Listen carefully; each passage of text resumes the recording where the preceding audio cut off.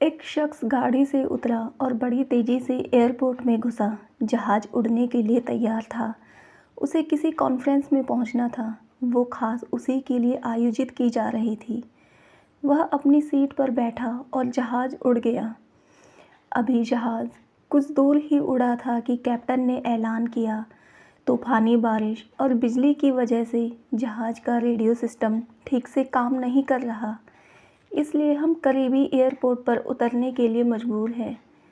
जहाज़ लैंड होते ही अब वो शख्स बाहर निकला और कैप्टन से शिकायत करने लगा कि उसका एक एक मिनट कीमती है और होने वाली कॉन्फ्रेंस में उसका पहुंचना बहुत ज़रूरी है।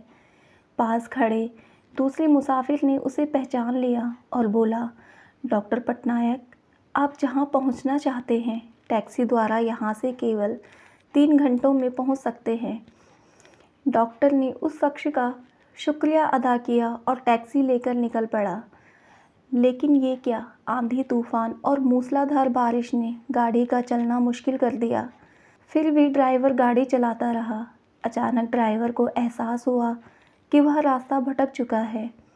नाउम्मीदी के उतार चढ़ाव के बीच उस शख्स को एक छोटा सा घर दिखा। इस तूफान में वही गनीमत समझकर गाड़ी से नीचे उतरा और दरवाज़ा खटखटाया।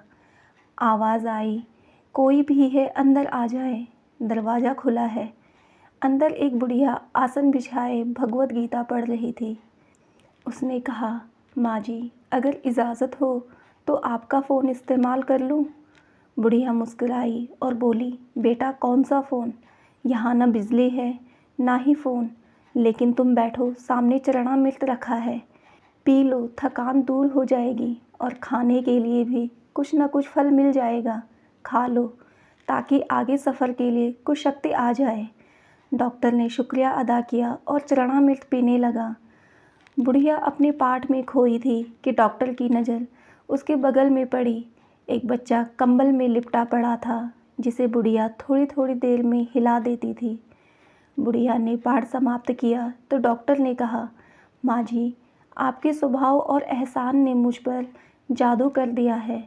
आप मेरे लिए भी दुआ कर दीजिए, यह मौसम साफ़ हो जाए। मुझे उम्मीद है आपकी दुआएं ज़रूर कबूल होती होंगी।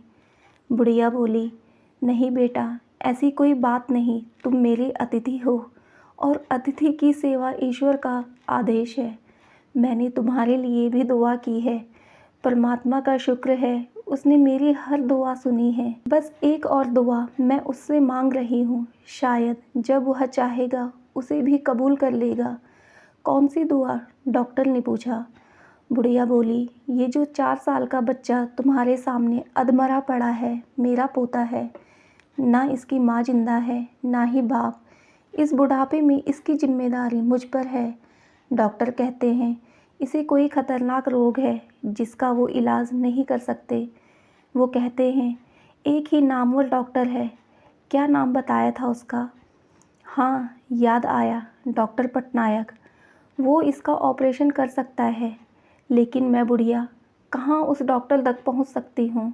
बच्चे को लेकर जाऊँ भी तो पता नहीं वह देखने के लिए राज़ी भी होगा या नहीं। बस अब बंसी वाले से ये ही मांग रही थी कि वह मेरी मुश्किल आसान कर दे।